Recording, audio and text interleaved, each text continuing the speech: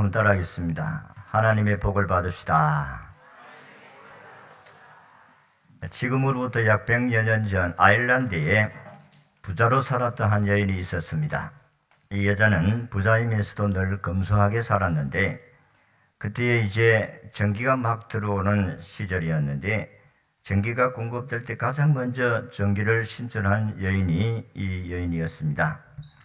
그런데 전기를 시설하고 난 후에 몇 달 후에 금침원이 그 집에 금침을 나왔습니다.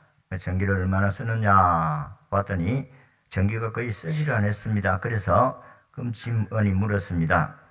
아니 전기 고장이 났었습니까? 몇 개월이 지났는데 전기가 거의 쓰지 아니한 것을 보면 무슨 어려움이 있었는 것 같은데 무슨 고장이 난 것이 없습니까? 라고 물었더니 고장 난 것이 아니라고 했습니다. 그 이유는 전기를 아낀다고 평소에 안 쓰고 있다가 저녁에 촛불을 쓰는데 잠시 전기를 켰다가 껐다는 겁니다. 그때 금침원이 이렇게 말씀했습니다. 아주머니, 우리가 처음 전기를 시술할 때에 시범적으로 평생 무료로 공급한다고 말씀을 드리지 아니했습니까? 그 말씀을 잊어버렸습니까? 몰랐습니까? 그게 여인이 깜짝 놀라가지고 아니 그게 무료였습니까? 무료로 쓰셔도 된다고 하셨습니까? 그것도 모르고 전기 아낀다고 조금밖에 쓰지 아니했다는 이야기입니다. 여러분, 오늘 제가 이 이야기를 드리는 것은 오늘 우리도 이 땅에 살아가면서 이 여인과 같이 살고 있지 않느냐 하는 부분입니다. 하나님께서 오늘 우리에게 이 땅에 살아가면서 무한한 축복을 약속하셨습니다. 전부 무료입니다. 하나님께서 구하는 것은 모두 무료로 주시겠다고 약속하셨습니다. 하나님의 능력, 기도, 응답, 축복, 우리의 땅에서 여러 가지 고민들의 문제도 하나님께서 다 해결해 주겠다 약속을 하셨습니다. 날마다 우리의 짐을 지시는 주님이라고 시편 68편 19절에도 말씀하시고 마태복음 11장 28절에도 수고하고 무거운 짐진 자들아 다 내게로 오라 내가 너희를 쉬게 하리라고 예수님께서 이미 우리에게 말씀을 하셨습니다. 그런데 우리가 누리면서 살아야 될 백성들이 몰라서 누리지 못하는 사람들도 있고 또 잊어버리고 또 믿지를 못해서 누리지를 못하는 사람도 있다 하는 것입니다. 하나님께서 오늘 자기 백성들에게 공급하시는 모든 것은 다 무료이다는 것입니다. 그러므로 우리는 하나님의 복을 이 땅에서 누리면서 풍성하게 살아갈 수 있기를 바랍니다. 오늘 우리가 읽은 말씀을 보면 천지를 지으신 여호와께서 복을 주신다고 하셨는데 어떤 사람에게 복을 주시느냐 하는 부분을 말씀을 드리고자 합니다. 첫째는 시온에서 복을 주시겠다. 시온에 오는 자들에게 복을 주시겠다 하는 말씀입니다. 우리 3절을 같이 읽습니다. 시작. 천지를 지으신 여호와께서 시온에서 내게 복을 주실지어다. 시온에서 복을 준다고 약속하셨습니다. 천지를 지으셨다는 말은 창조주라는 말씀이고 창조주는 전능하신 분이라는 것입니다. 이분이 시온에서 복을 주겠다. 복은 세상의 어떤 복보다 중요한 축복인데 이 복을 주는 장소를 이야기하고 있습니다. 그 장소가 시온이다. 그렇게 말씀을 했습니다. 이 시온은 다윗이 여부스 족속에게 빼앗은 요새인데 이곳에 하나님의 임재의 처소인 성전이 세워졌습니다. 하나님은 자기 백성에게 복을 주시는데 시온에서 복을 주신다. 하나님의 성전에서 복을 주신다는 약속입니다. 장소적인 개념으로 본문을 이해할 때에 우리의 생활에서 중요한 장소가 역시 성전이다. 오늘 같으면 교회라 그렇게 볼 수가 있습니다. 하나님 자기 백성들을 축복하시는 데에 교회에서 복을 주시겠다. 그렇게 약속을 하셨습니다.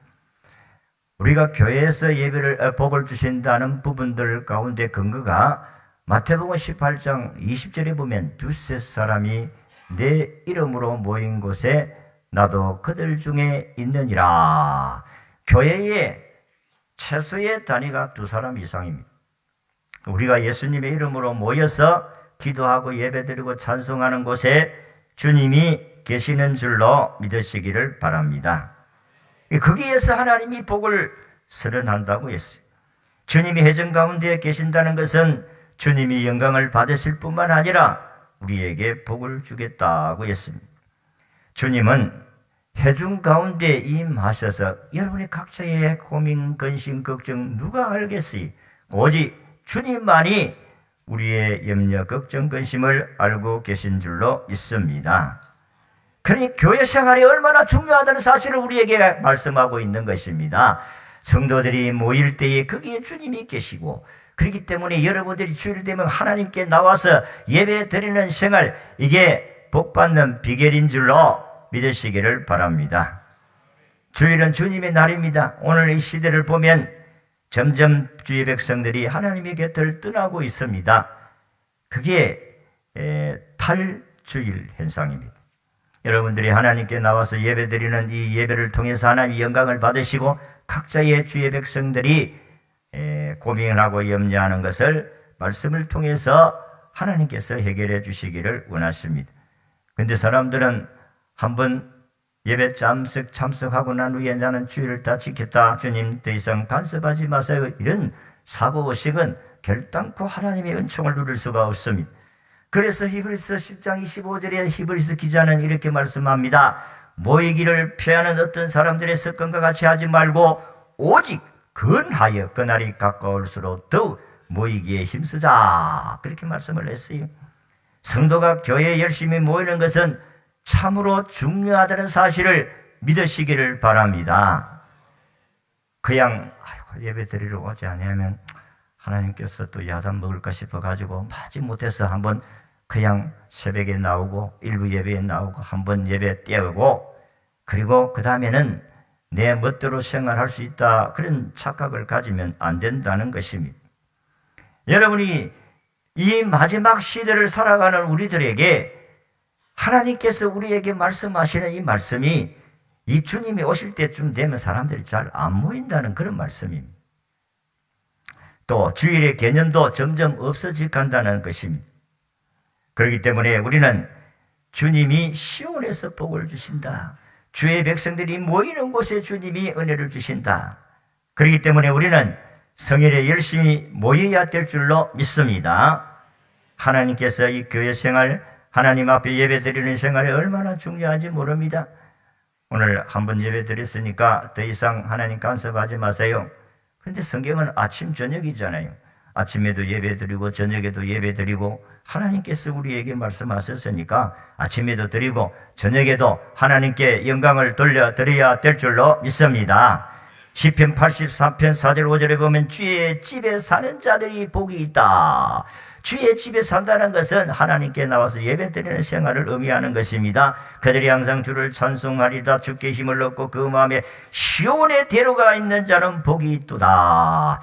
하나님의 교회에 나오면 하나님께서 길을 활짝 열어주신다. 84편 10절에도 주의 궁전에서의 한 달이 다른 곳의 첫날보다 낫다. 궁전이라는 것은 하나님의 교회 성전을 말씀합니다. 하나님께서 오늘도 주의 백성들이 이전에 와서 예배 드리는 이것이 얼마나 우리에게 중요한지 모릅니다. 그래서 다윗은 사실 아들의 반란을 일으켜가지고 궁전에 도망가고 그런 시세가 됐을 때에 참새는 자기 집도 있고 뭐 여우도 꿀인데 나는 머리 둘 곳이 없다고 예수님도 말씀하셨지만은 이 다윗도 역시 마찬가지로 내가 성전에서 예배 드리는 곳에 떠나서 유리방황하다가 보니까 내가 성전에서 하루 예배 드리는 것이 다른 곳에 첫날보다 낫다. 차라리 내가 하나님의 성전에서 문지기로 있는 것이 좋다. 이런 표현을 했어요. 그렇기 때문에 오늘 저와 여러분들이 하나님의 축복을 누리려고 하면 시온에 모여야 될 줄로 믿습니다. 두 번째는 밤에 여호와의 집에 서 있는 자들이 복을 받는다고 했습니다. 1절을 같이 읽습니다. 시작. 보라, 밤에 여호와의 성전에 서 있는 여호와의 모든 종들아, 여호와를 송축하라. 여기 보면 여호와의 집에 섰는 자들이 복을 받는다고 했는데, 이 여호와의 집에 서 있는 자들은 사실 레위인들인데 역시 성전을 지키는 자들입니다. 여기 밤을 꼭 시간 개념으로 이해하기보다는 이 밤이라는 것은 오늘 인생의 절망기, 다시 말하면 시련의 때, 누군가 도와줄 수 없는 어려운 환경을 당했을 때에 여기에 밤입니다. 그런데 이 밤에 여호와의 집에 성전에 서 있는 자들이라고 했습니다.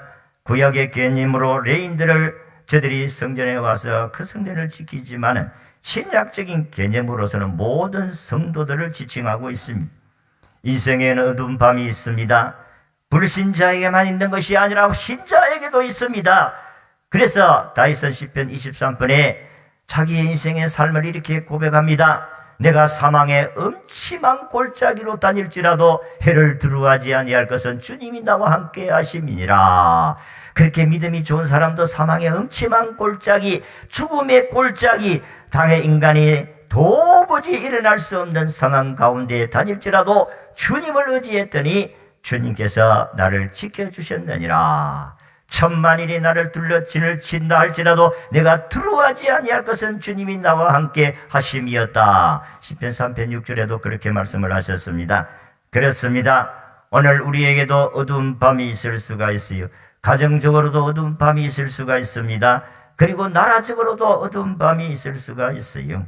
그렇지만은 하나님의 성전에 서 있는 자가 하나님의 위로를 받고 하나님의 도움을 받게 될 줄로 믿습니다.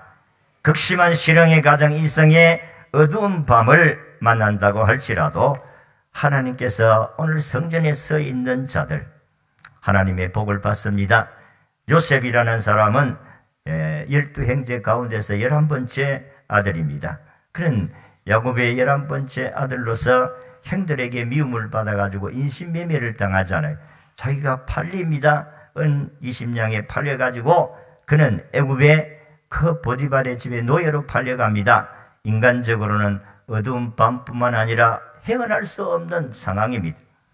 그럼에도 불구하고 하나님이 그와 함께 하시니 종이라도 할지라도 하나님께서 요셉을 통해서 그 집에 복을 주시고, 그가 누명을 쓰고 감옥에 들어갔을 도 하나님께서 그와 함께 하심으로 간수들에게 사랑을 받고, 나중에는 하나님께서 그곳에 들어간 그 왕을 보좌했던 술 맡은 가는장, 그리고 떡 맡은 가는장들을 통해서 정치를 배우고, 그리고 꿈을 해석해 주므로 하나님을 증거하고, 나중에 이 사건 때문에 그는 죄수로서 있다가 국무총리가 되는 이 상상할 수 없는 기적을 체험하게 되어집니다. 여러분, 어두운 밤이라고 해서 끝나는 것이 아닙니다. 하나님이 우리와 함께 하시면 능히 그 밤을 통과하게 될 줄로 믿습니다. 인생의 문제를, 어두운 밤을 어떻게 통과하느냐, 이게 참으로 중요한 것입니다. 오늘 본문에서 하나님께 복을 받은 사람은 밤에 여호와의 전에 섰다고 했습니다. 여러분, 이스라엘 백성들은 주로 기도할 때에 서서 기도 많이 하며 손을 들고 하나님의 긍휼을 바라는 그런 사람들이 많습니다. 그래서 저들이 성전에 와서 섰다는 것은 하나님께 손을 들고 기도한 부분들도 이해할 수가 있습니다. 우리는 하나님께 나와서 기도해야 됩니다. 어두운 밤이 올 때 우리는 기도해야 돼요. 그래야 살 길이 열려지게 될 줄로 믿습니다. 하나님께서 오늘 우리에게 말씀을 하시기를, 너희들이 무엇이든지 기도를 해라. 내 이름으로, 예수님의 이름으로 무엇이든지 기도해라. 시편 50편 15절의 말씀은 같이, 한란날에 나를 부르라. 내가 너를 건지리니 네가 나를 영화롭게 하리로다. 한란날에 하나님께 부르짖으라고 했어요. 그렇기 때문에 우리가 아까 우리 장로님 기도한 것 같이 우리가 언론들이 이야기하는 걸 그대로 받아가지고 우리가 애묵사같이 이야기해서는 안 돼요. 언론들 다 믿을 수가 없잖아요. 그 말이 다 진실이지 않지 않습니까? 우리는 희망이 있습니다. 우리는 절망 가운데 살 사람이 아닙니다. 나라가 위기를 당해서 아까 우리 기도한 같이 이전에 와서 하나님께 부러지질 때에 하나님의 긍휼이 있게 될 줄로 믿습니다. 여러분, 언론들이 이야기하는 걸 그대로 앵무새같이 받아들여가지고 우리가 안 된다, 이제 끝났다. 그거는 정치인들이 하는 이야기지요. 정말로 나라를 사랑하는 정치인들이 되어서 나라가 어려울 때에 나라를 구출하기 위해서 기도를 해야 되고, 그래서 어떻게 하면 백성들이 잘 살 수 있을까, 어떤 일기를 극복할 수 있을까, 그런 연구를 해야 되는데, 어려움을 당하면 아이고 좋다, 호재를 만났구나, 이제는 우리가 정권을 잡을 때 됐구나, 이런 잘박한 생각을 가지고 백성들은 죽든지 말든지 나라는 어떻게 되든지 그렇게 생각해서는 안 됩니다. 기도하면 살 길이 열려지게 될 줄로 믿습니다. 안 되는 것도 되게 하실 줄로 믿습니다. 이게 우리의 믿음이 되어야 되는 거예요. 오늘 밤에 하나님의 백성이 성전에 와서 섰다고 했습니다. 오늘도 하나님 앞에 나와서 어두운 밤을 지나는 백성들이 주여, 빛 대신 주여 빛을 비춰 주시옵소서, 주여 빛을 비춰 주시옵소서, 우리에게 빛을 비춰주시면 어두운 밤을 하나님께서 잘 통과해서 목적지까지 가게 해 주실 줄로 믿습니다. 한국의 배가 아무리 풍랑으로 인해서 흔든다 할지라도 우리의 선장 되신 주님이 우리를 붙들어 주시면 우리는 목적지까지 반드시 도착하게 될 줄로 믿습니다.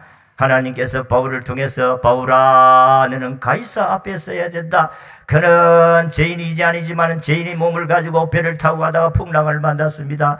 이런 유라굴라라는 풍랑을 만나서 276명이 다 죽을 환경이 되었을 때에 하나님께 기도했더니 하나님께서 바울을 향하여서 하신 말씀이 바울아 걱정하지 말라. 너를 통해서 이 백성들은 죽지 않는다. 270명이 다 살았어요.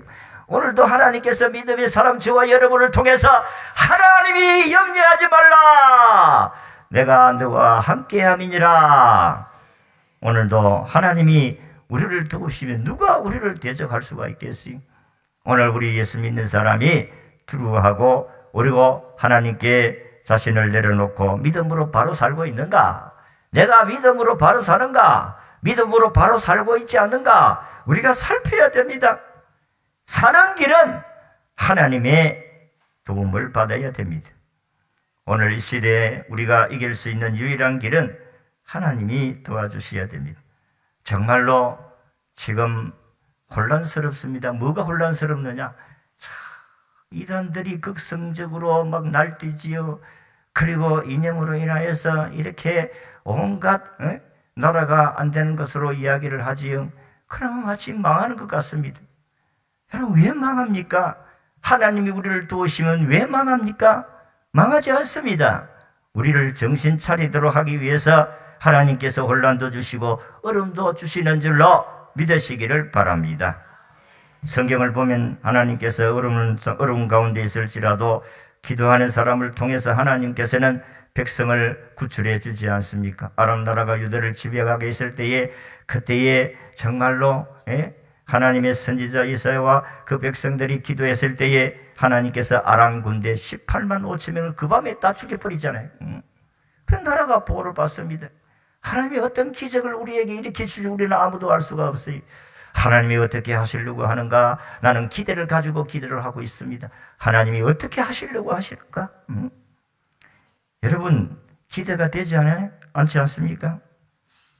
하나님은 오늘도 자기 백성들이 살 길을 열어주시는 분이심을 믿으시기를 바랍니다. 그런데 하나님 앞에 나오는 자는 종이 되어야 됩니다. 오늘 읽은 말씀이 1절에 보니까 여호와의 모든 종들아 여호와를 송축하라. 여러분, 종은요 자기의 권리가 없어요. 소유권이 없습니다. 종은 주인이 시키는 대로 하는 거예요. 그러니까 우리는 하나님 앞에 서서 기도할 때 주여 주의 뜻대로 하옵소서. 우리가 잘못 살았으면 주의 뜻대로 살겠습니다. 종의 입장으로 하나님께 나와 부르짖을 때에 하나님의 긍휼이 임하게 될 줄로 믿습니다. 기도도 교만하면 안 돼요. 우리 예수님께서 세리의 기도와 서기관 바리새인들의 기도를 하는 예수님께서 평가하지 않습니까? 그 참 서기관들과 바리새인들 그 기도는 주여 내가 일주일에 2번씩 금식하고 그리고 나는 저 사람같이 죄를 짓지 아니하고 나는 참 거룩하게 11조도 내고 그렇게 기도를 했을 때에 주님 그 기도 안 받았었습니다. 그리고 어떤 사람이 기도를 받은 세리가 주여 나는 죄인입니다. 나 같은 사람이 긍휼을 받을 수가 없습니다. 주여 도와주세요. 나를 불쌍히 여겨주세요. 그 세리의 기도를 주님이 받으신 줄로 믿습니다. 하나님께 나와서 기도할 때마다 우리가 겸손하게 주님이 우리에게 말씀하실 때에 어떤 말씀이라도 순종하겠다는 자세, 이게 참으로 중요한 것입니다. 우리는 하나님께 기도하고 도움을 요청을 하는데 주님은 이렇게 해라 그러면 아닙니다. 나는 그렇게 하면 못 삽니다. 그게 안 되는 거예요. 종은 주님이 시키는 대로 하셔야 되지요. 주인이 시키는 대로 하셔야 되지요. 어떤 말씀을 하든지 주여 순종하겠나이다. 그게 하나님의 긍휼을 받는 유일한 길이심을 믿으시기를 바랍니다. 세계적인 명막, 이게 유명한 말은 사우디아라비아에서 훈련시키고 조련한 말이 그는 유명한 맹마가 된다고 합니다. 유럽의 그 당시에 왕들이 타고 다니는 말들이 다 여기에 훈련받은 말인데 이 유럽의 왕들이 타는 말들을 선발하는 데는 그 훈련 과정에 독특한 것이 있다고 합니다. 조련사가 히스를 불면은 어떤 상황이 있더라도 즉각 그 행동을 멈추는 훈련을 하는데 이 훈련의 마지막 과정이 무척 독특합니다. 3일 동안 이 말들을 사막에다가 올려놓고 방을 치고 올려놓고 거기에서 아침에 이슬을 먹고 살도록 만듭니다. 3일 동안 버티다가 기진맥진한 이 말들을 데리고 와서 물이 있는 방향을 향하여서 놔놓으면은 목이 마르니까 물을 마시려고 손살같이 힘을 다하여 달려가는데 그때에 물 가까이 왔을 때에 조련사가 휘슬을 붑니다. 그러면 대부분 말들은 절제하지 못 참지 못해서 물에 들어가서 물을 마시지만은 그 가운데 그 순간에도 훈련된 대로 제자리에 멈추는 말이 있다는 것입니다. 그 말이 바로 왕을 섬기는 말로 선발이 되어진다고 합니다. 선발되어진다고 합니다. 이와 같이 하나님의 종은 하나님이 명령하시면 무조건 순종할 자세가 되어야 될 줄로 믿습니다. 예수 그리스도가 바로 그런 것이 아닙니까? 예수님은 십자가에 못 박혀 죽기를 원치 아니었어요. 그게 겟세마네 기도지 않습니까? 주여, 나는 십자가에 못 박혀 죽는 것이 나는 원하지 않습니다. 내 뜻입니다. 그러나 하나님의 뜻이 죽으라 하면 죽습니다. 하나님은 죽으라 하니까 십자가에 못 박혀 죽은 것이, 이게 우리가 하나님 앞에 나와서 기도할 때에 우리의 자세가 되어야 됩니다. 하나님의 종들아, 하나님 앞에 나와서 기도할 때에 너희들은 이런 자세로 하나님께 기도하시면 하나님의 긍휼과 자비하심이 우리에게 있게 될 줄로 믿습니다. 근데 우리의 자세가 그렇게 되지 못할 때가 참 많습니다. 하나님은 오늘도 무조건 우리가 말씀하시면 순종하기를 원하십니다. 그래서 사무엘 선지자는 순종이 제사보다 낫다고 표현했습니다. 우리는 어떤 상황에서도 하나님 말씀에 순종하는 그리스도인이 될 때, 인생의 밤이 올 때 성전에 와서 기도하면 하나님의 은혜가 임하게 될 줄로 믿습니다.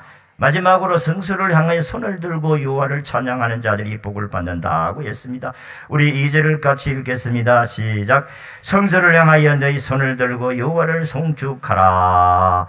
성도를 향한다는 말은 하나님을 바라본다는 말씀입니다. 믿음의 사람들은 하나님의 전을 향하여 손을 들고 기도하거나 찬양함으로 자신들이 가진 여호와의 중심의 신앙을 고백할 수가 있습니다.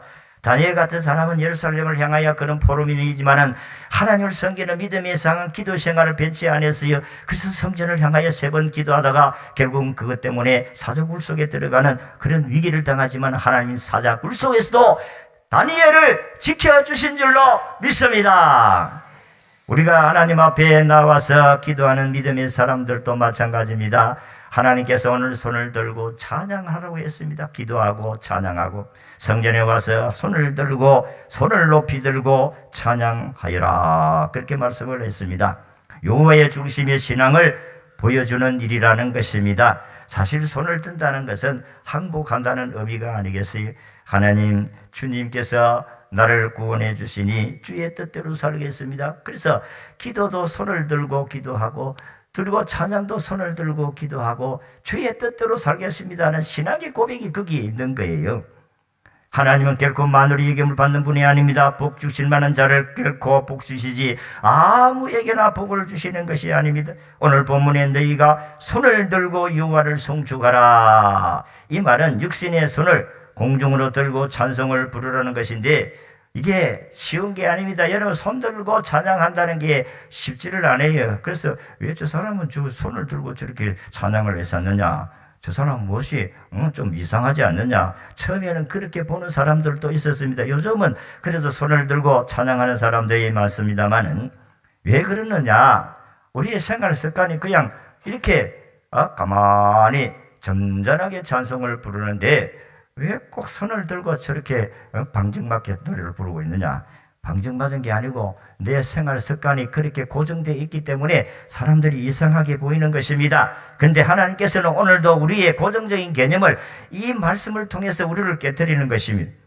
여러분들이 우리가 살아가는 가운데 하나님 말씀을 순종하려고 하면 자존심 내려놔야 되고 신분도 내려놔야 되고 나의 습관도 내려놔야 성격도 내려놔야 하나님의 뜻에 순종하게 될 줄로 믿습니다. 저도 처음에는 찬송을 하라고 해서 손을 들고 뻘쭘했어요. 왜? 습관이 안 돼 있으니까. 옛날에는 우리가 찬송을 하면은 점잖하게 찬송을 해야 되는데 옛날에 박수 치고 이렇게 찬송을 하면 이것도 방정막다 해가지고 찬송 박수 못 치게 했는데 그때에 이 참 우리가 처음에는 찬송을 부를 때 찬송의 박수를 치고 이랬는데 그때는 이 전도관 그분들이 막 이렇게 하니까 야, 저 이단들이 하는 대로 따라해서는 안 되겠다. 우리가 먼저 해놓고 이단들이 하니까 안 했다 이 말이에요. 성도 여러분, 하나님은 박수를 원하신다면 박수를 쳐야 될 줄로 믿습니다. 내 느낌이나 성격, 습관이나 그런 것을 용납하지 않아도 순종하셔야 됩니다. 내가 뭐 그렇게 꼭 박수를 치며 찬송을 불러야 되느냐? 성경은 박수를 치라고 하지 않았어요. 성경은 우리가 손을 높이 들고 찬양을 하라고 했습니다. 그러면 우리 손을 들고 찬양합시다. 손 들어야 돼요. 하나님이 나에게 손 들게 하신다. 박수 치라. 박수 치면서 찬양합시다. 하나님이 또 박수를 치고 찬양하라는 그게 순종이에요. 어떤 사람은 그렇게 생각합니다. 우리가 또 박수를 쳐야 되나?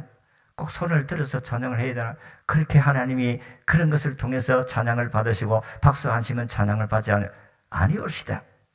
하나님께서는 이런 것을 통해서 우리 자신의 자아를 깨뜨리고 우리 자신의 모든 그 교만을 깨뜨리고 낮추어지고 내려놓는 훈련의 과정이다. 이렇게 생각하면 돼요.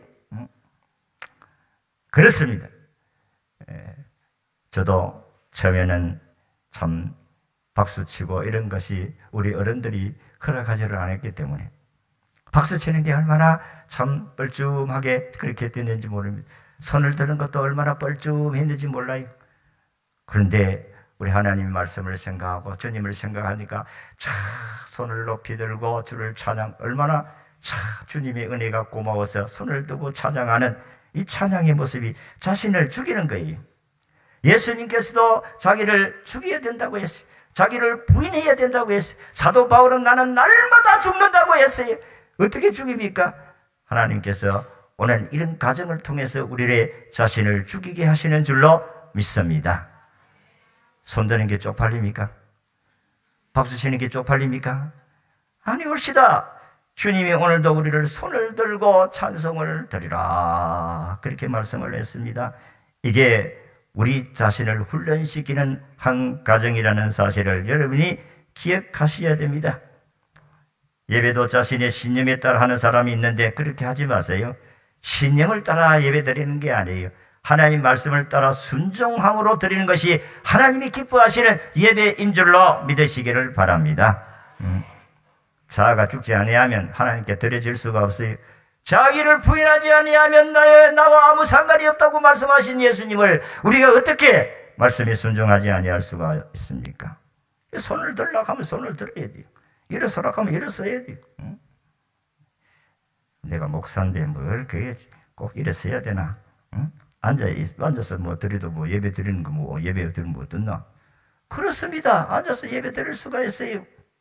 그런데 하나님은 우리에게 훈련을 시키는 것입니다. 디모데전서 2장 8절에 남자들에게 거룩한 손을 들고 기도해라.